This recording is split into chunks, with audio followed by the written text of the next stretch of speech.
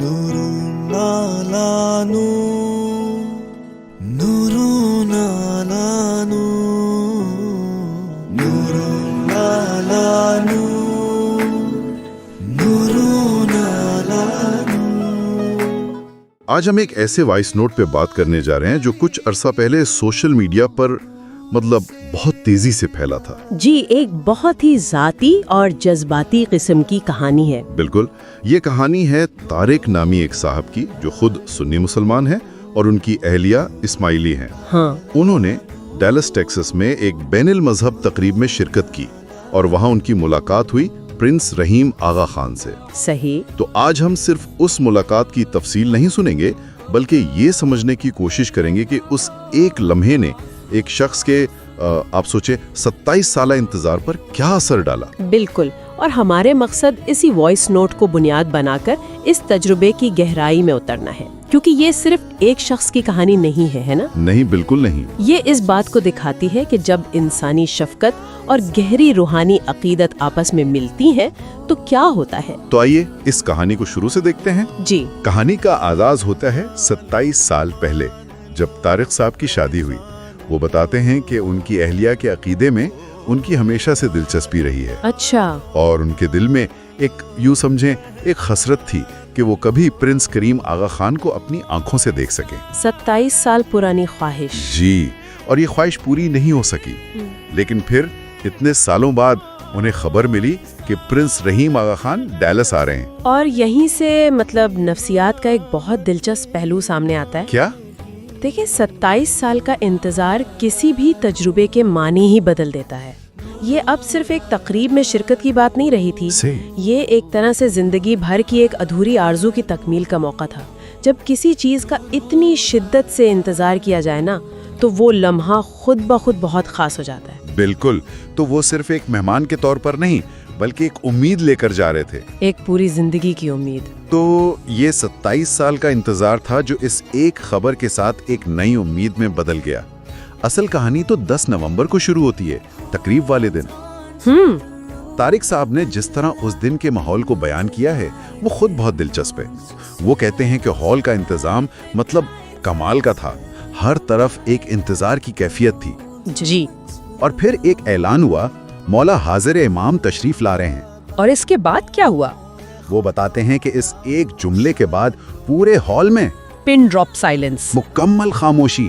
جی، مکمل خاموشی۔ سینکڑوں لوگوں کی نظریں ایک ساتھ ایک دروازے پر جم گئیں اور پھر پرنس رحیم ہال میں داخل ہوئے۔ واہ! طارق صاحب کے لیے یہ یقین کرنا مشکل تھا کہ وہ انہیں اتنے قریب سے دیکھ رہے ہیں، خاص طور پر وہ لمحہ جب پرنس رحیم نے اسٹیج پر جا کر تمام مہمانوں اور بالخصوص غیر اسماعیلی مہمانوں کو خوش آمدید کہا۔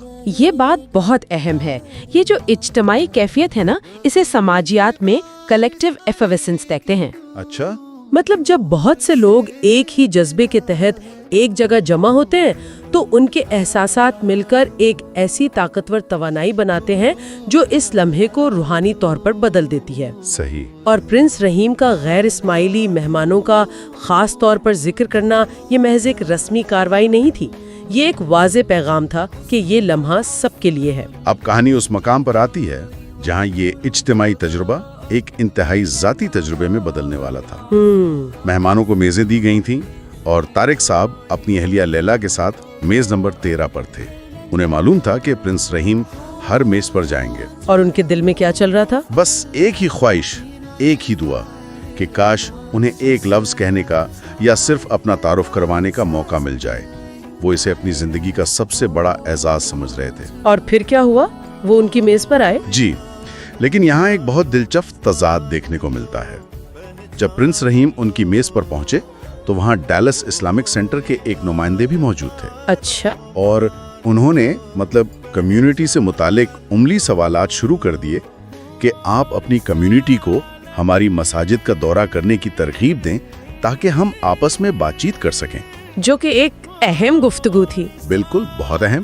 لیکن طارق کا دھیان اس گفتگو میں بالکل نہیں تھا۔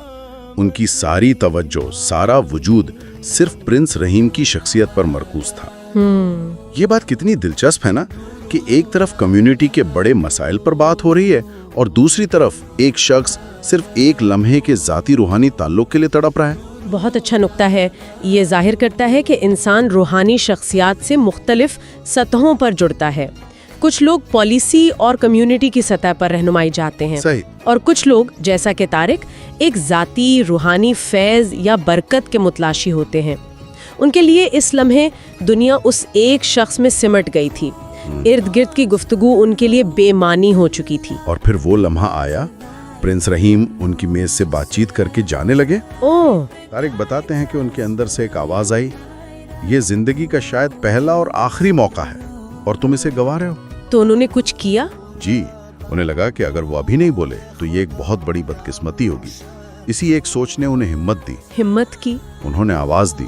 وہاں تقریباً 20-22 لوگوں کا ہجوم تھا، لیکن جیسے ہی انہوں نے پرنس رحیم کو مخاطب کیا، وہ فوراً ان کی طرف مڑے، مسکرائے اور ان کے بالکل قریب آ گئے. واہ! اتنا قریب کہ آدھے فٹ کا بھی فاصلہ نہیں رہا. آپ سوچیں، اس ایک لمحے نے طارق کے لیے اس تجربے کو کتنا ذاتی بنا دیا ہوگا. یہ ایک چھوٹا سا عمل تھا، ہجوم میں سے ایک شخص کی طرف مڑنا، لیکن اس کا اثر بہت گہرا ہے. یہ انسانی شفقت کی ایک بہترین مثال ہے. اس کے بعد طارق نے دونوں ہاتھ باندھ کر، سر جھکا کر انگلش میں جو درخواست کی، میں چاہتا ہوں کہ ہم اس کے الفاظ پر غور کریں. جی ضرور. انہوں نے کہا، Can I get this opportunity to have your blessed and nurani hand on my shoulder so that I could get some blessings from you? نورانی ہاتھ. جی. کیا مجھے یہ موقع مل سکتا ہے کہ آپ اپنا مبارک اور نورانی ہاتھ میرے کندھے پر رکھیں تاکہ میں آپ سے کچھ برکتیں حاصل کر سکوں؟ یہاں الفاظ کا انتخاب بہت اہم ہے. انہوں نے صرف ہاتھ نہیں کہا، انہوں نے blessed and nurani hand کہا. یہ صرف احترام کی زبان نہیں، یہ عقیدت کی زبان ہے. صحیح. نورانی ہاتھ کا ذکر اس تجربے کی شدت کو ظاہر کرتا ہے. وہ برکت مانگ رہے تھے اور یہ طلب خود ایک گہرے عقیدے کا ثبوت ہے. اس درخواست کے بعد جو ہوا، طارق اسے بیان کرتے ہوئے آج بھی جذباتی ہو جاتے ہیں.